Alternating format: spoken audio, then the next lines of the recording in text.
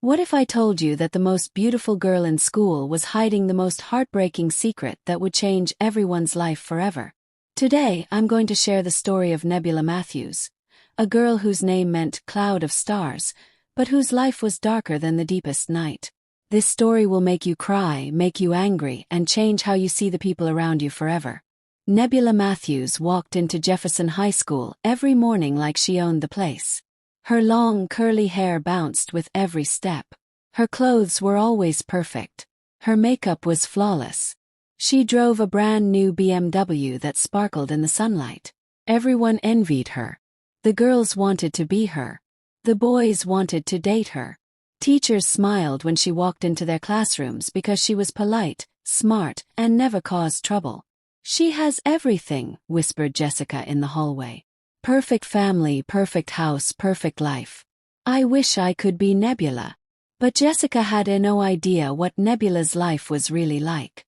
None of them did. Every morning before school, Nebula stood in front of her bedroom mirror for exactly 27 minutes. Not because she was vain, but because she needed that time to hide the truth. The expensive concealer covered the bruises on her arms. The foundation hid the fingerprint marks on her neck. The bright lipstick distracted from the split lip that had finally stopped bleeding. Her bedroom door had 3 different locks on it. Not to keep people out, but to keep her safe when her stepfather came home drunk. Again. The BMW in the school parking lot. It wasn't a gift from loving parents.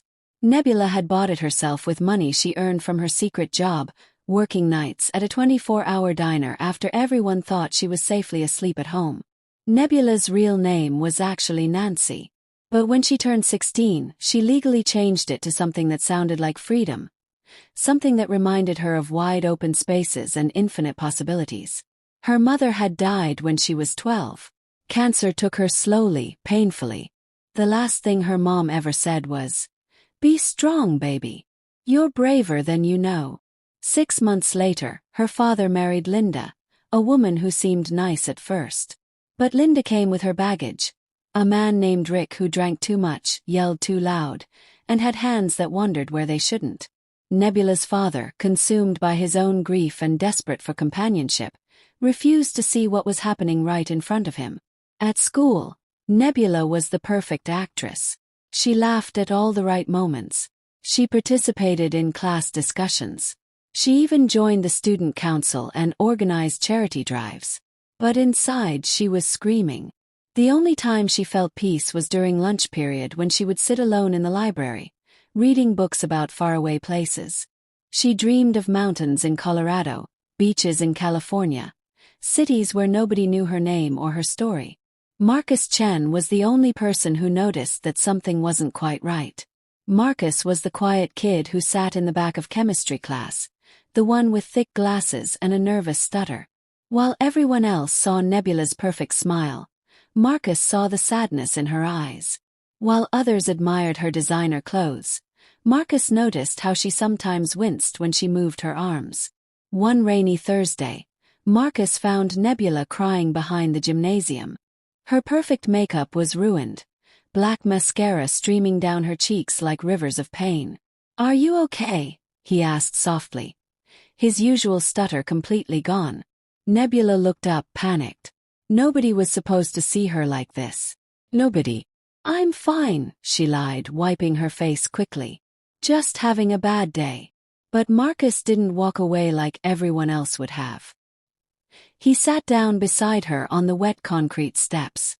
"My dad used to hit my mom," he said quietly.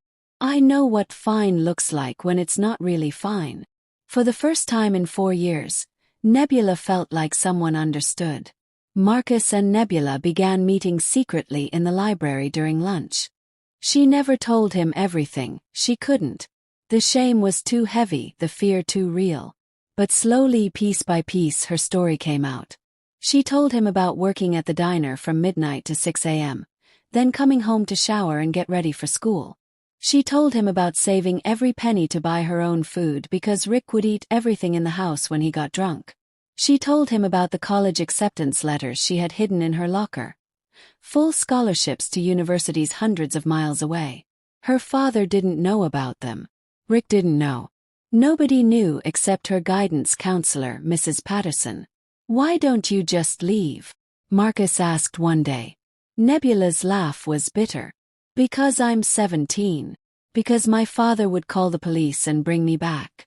Because Rick has promised me what will happen if I try to run." Marcus wanted to help, but he didn't know how. He was just a 17-year-old kid himself, dealing with his own family problems. But he did something that mattered more than he realized. He listened. Every day.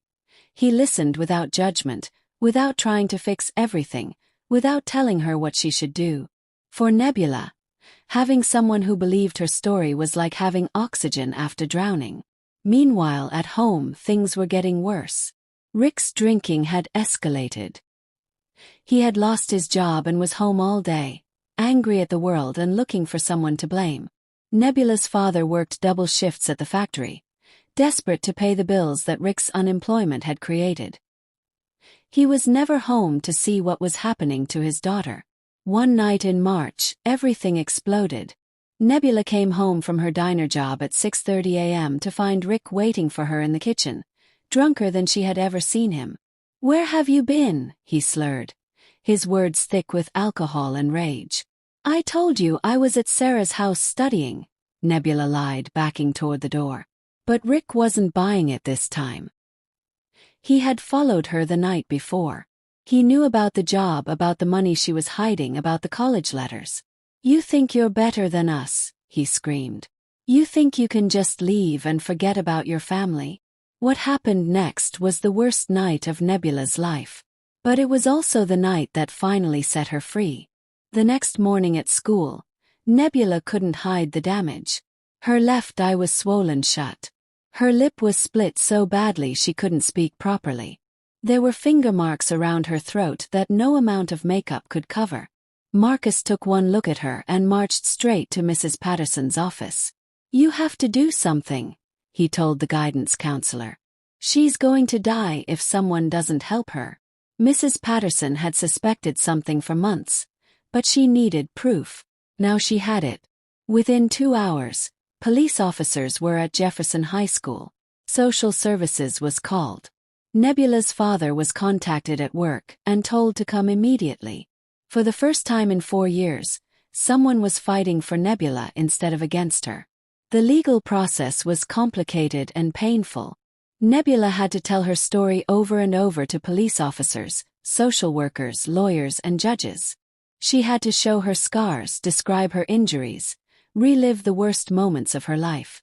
Her father was devastated when he learned the truth. "How did I not see this?" he cried. "How did I fail you so badly?" Rick was arrested and charged with multiple counts of abuse. Linda filed for divorce immediately, claiming she had no idea what her husband had been doing. Nobody believed her. But the damage was done. Nebula's trust in adults, in family, in the idea of home itself, was shattered. The only person who stood by her through everything was Marcus. He came to court hearings when he could. He brought her homework when she missed school. He listened when she needed to cry. During the legal proceedings, something amazing was discovered. Nebula's college fund, the money she had been saving from her diner job, was much larger than anyone expected. She had been living on almost nothing for 2 years, saving every dollar she could. Between her savings and her scholarship offers, she could afford to go to college anywhere she wanted. But more importantly, she was legally declared an emancipated minor. At 17, she was free to make her own decisions about her life. Her father wanted her to come live with him in a new apartment, but Nebula wasn't ready for that. The trust would take years to rebuild. Instead, she moved in with Mrs. Patterson and her husband, who had volunteered to be her foster parents until she graduated. Living with the Pattersons was like discovering what a real family felt like. They ate dinner together every night. They asked about her day and actually listened to her answers. They helped her with homework not because they had to, but because they cared. For the first time since her mother's death, Nebula felt safe. But healing wasn't easy. She had nightmares almost every night. Loud noises made her jump. She couldn't stand to be touched, even by people who cared about her. Marcus researched trauma and PTSD, trying to understand what his friend was going through. He learned about triggers and flashbacks and the long, difficult process of healing from abuse. He never pushed her to talk when she didn't want to. He never tried to hug her or touch her when she wasn't ready. He just stayed present, consistent, and patient. As senior year progressed, something beautiful began to happen. Nebula started to smile. Not her fake, perfect smile, but a real smile that reached her eyes. She began participating in school activities again, not because she was trying to maintain an image, but because she actually enjoyed them. She started a support group for students dealing with abuse at home. Within weeks, 12 other students had joined, kids who had been suffering in silence just like she had. "Your story saved my life," one freshman girl told her after a meeting. "I thought I was the only one. I thought it was my fault." Nebula realized that her pain, as terrible as it had been, could be used to help others. Her strength could inspire strength in other people. Graduation day arrived in June, bright and sunny.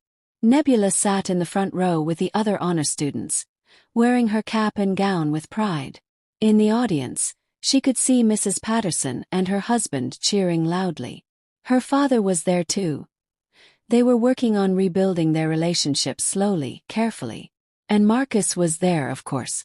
Sweet, loyal Marcus, who had seen through her perfect facade and loved her anyway. When they called her name, Nebula Matthews, valedictorian, the entire gymnasium erupted in applause. She had not only survived her nightmare, she had thrived despite it. Her speech was simple but powerful. "To my fellow graduates, remember that your circumstances don't define your future. You are stronger than you know, braver than you feel, and more loved than you realize." That fall, Nebula started college at Northwestern University, studying psychology with plans to become a therapist specializing in trauma. She wanted to help other survivors heal the way Mrs. Patterson had helped her. Marcus went to a different school, but they stayed in touch through video calls, texts, and visits. Their friendship had been forged in the fire of the worst time in her life, and it was unbreakable. During her sophomore year, Nebula did something incredible. She started a non-profit organization called Hidden Stars, a support network for teens experiencing abuse at home. The organization provided safe houses, counseling services, legal aid, and college scholarships for survivors. It grew from a small local group to a national organization within 3 years. Nebula's story, once her deepest shame, became her greatest strength. Years later, Dr. Nebula Matthews stood in front of a conference room full of social workers, teachers, and counselors. She was presenting her research on identifying signs of abuse in teenagers. "The students who seem the most perfect," she told them, "are often the ones suffering the most. They've learned to hide their pain so well that even they sometimes forget it's there." She showed them pictures from her high school yearbook. The beautiful, smiling girl who looked like she had everything. "This was me," she said. "Everyone envied my life. Nobody saw my secret. Nobody except one person who cared enough to look closer and listen longer." Marcus, now a successful software engineer and Nebula's husband of 2 years, smiled from the back of the room. He had learned to see beyond facades, and she had learned to trust again.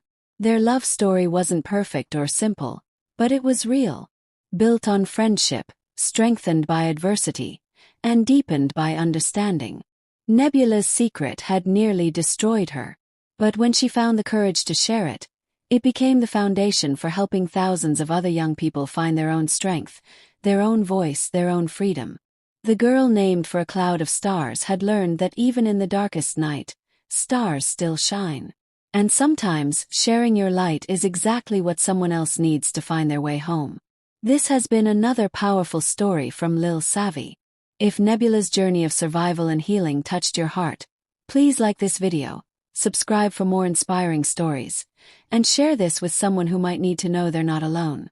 Remember, your secret pain doesn't have to define you. It can become your greatest strength. What would you tell someone who's hiding their own secret struggle? Let me know in the comments below.